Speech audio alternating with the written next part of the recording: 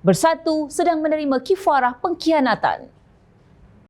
Parti Pribumi Bersatu Malaysia Bersatu disarankan untuk mencontohi kaedah PAS yang kononnya berjaya mentarbiah calon-calon wakil rakyat seperti itu dalam memahami hakikat perjuangan parti kerana Allah Subhanahu Wa Taala sekaligus tidak mengkhianati kepercayaan rakyat. Mursyidul Ampas Datuk Hashim Jassin berkata, Bersatu kena lebih berhati-hati dalam memilih calon bertanding pilihan raya dengan memastikan individu dipilih memahami hala tuju perjuangan parti dan matlamat mendapatkan keredaan Allah. Jelasnya, PAS sebagai contoh kononnya berjaya mentarbiah calon-calon wakil rakyat dan ahli parti untuk kekal setia dalam perjuangan serta tidak terlibat dalam sebarang aktiviti melompat parti atau mengalihkan sokongan kepada pihak lain untuk tempoh masa yang lama. Untuk memilih calon pilihan raya, parti kena mengutamakan pembangunan sahsia ahli dengan proses itu bukan mengambil masa yang pendek. Ia mesti perlu melalui proses A, B dan C sehingga kita dapat mendidik dan melatih ahli-ahli terutamanya calon-calon pilihan raya memahami hakikat perjuangan parti. Tidak boleh esok berlaku pilihan raya, hari ini baru hendak pilih calon. Saya nampak proses tarbiah perlu diberi penekanan oleh Bersatu. Ambil contoh wakil rakyat PAS yang sehingga kini tidak lompat parti. Ini bukan hasil kerja kemarin tetapi melalui proses lama, katanya di Petik Sinar Premium. Beliau berkata demikian bagi mengulas keputusan Ahli Dewan Undangan Negeri Adun Selat Kelang Datuk Abdul Rashid Asari dari Bersatu yang mengumumkan beliau kini mengisytiharkan sokongan kepada kepimpinan Menteri Besar Selangor Datuk Seri Amiruddin Syari. Untuk rekod, Abdul Rashid merupakan bekas pengerusi Majlis Pimpinan Negeri Bersatu Selangor dan pernah menjadi Esko Kerajaan Negeri Selangor semasa Pakatan Harapan PH mentadbir negeri berkenaan pasca pilihan raya umum ke-14 PRU 14. Pendedahan mengejut Abdul Rashid itu dibuat di tengah-tengah kemelut dalaman Bersatu yang sebelum ini berdepan tindakan 6 ahli parlimen yang turut beralih sokongan kepada Perdana Menteri Datuk Seri Anwar Ibrahim.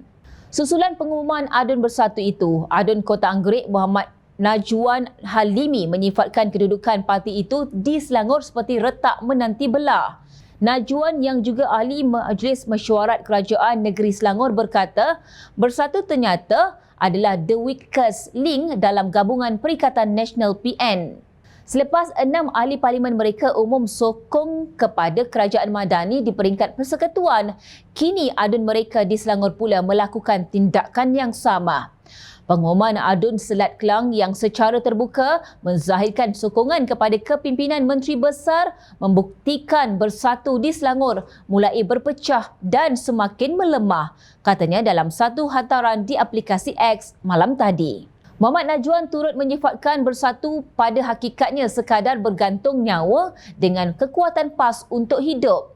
Adun Selat Kelang Abdul Rashid Asari mengumumkan beliau kini menyokong kepimpinan Amiruddin selaku Menteri Besar. Ketua Pembangkang Datuk Seri Muhammad Azmin Ali perlu diminta mencerminkan diri susulan daripada keputusan Abdul Rashid mengalihkan sokongannya. Azmin Ali seharusnya mengambil cermin dan melihat diri sendiri kerana beliau adalah antara dalang utama pengkhianatan sewaktu menumbangkan kerajaan pilihan raya melalui langkah syaratan.